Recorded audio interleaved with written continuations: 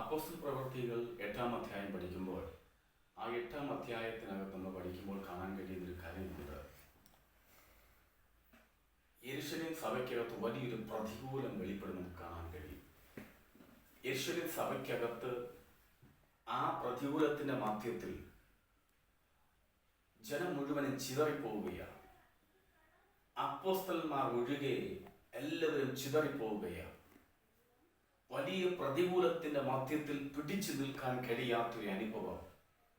അപ്പോസ്തലന്മാർ ദൈവകൃപ പ്രാപിച്ച്, അപ്പോസ്തലന്മാർക്ക് ഒത്തിരി അഭിഷേകത്തിന്റെ നിറവിൽ നിൽക്കുന്ന അപ്പോസ്തലന്മാർ മരിച്ചവരെ ഉയർപ്പിക്കുന്നു.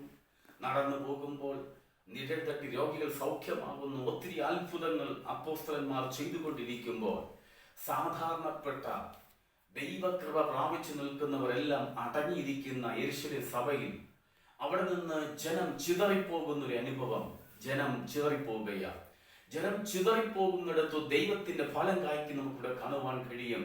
ഒത്തിരി പേർ ചിതറിപ്പോയവർ, അതുവരെ ഒതുങ്ങിക്കിടന്നവർ, കൊള്ളില്ല എന്നും അല്ലെങ്കിൽ കഴിയത്തില്ലെന്നും മാറ്റിയിടപ്പെട്ട ചിലതിനെ അവിടെ എവിടെയായിട്ട് ദൈവം അയക്കുന്നത് കാണുവാൻ കഴിയുന്നു.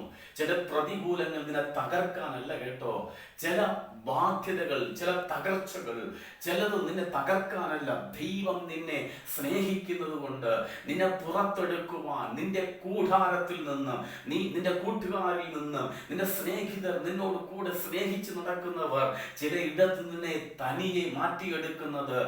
മരുഭൂമിക്കകത്ത് 3.5 വർഷക്കാലം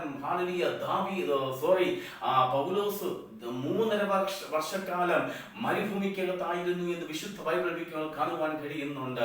അങ്ങനെയാണെങ്കിൽ വളരെ വ്യക്തമായി മനസ്സിലാക്കണം, മരുഭൂമിയെ മലർമാടിയാക്കി മാറ്റുന്ന ദൈവത്തിന്റെ അത്ഭുത കരം വളരെ വ്യക്തമായി തിരിച്ചറിയണം. ദൈവത്തിന്റെ കരം അവിടെ വെളിപ്പെടും.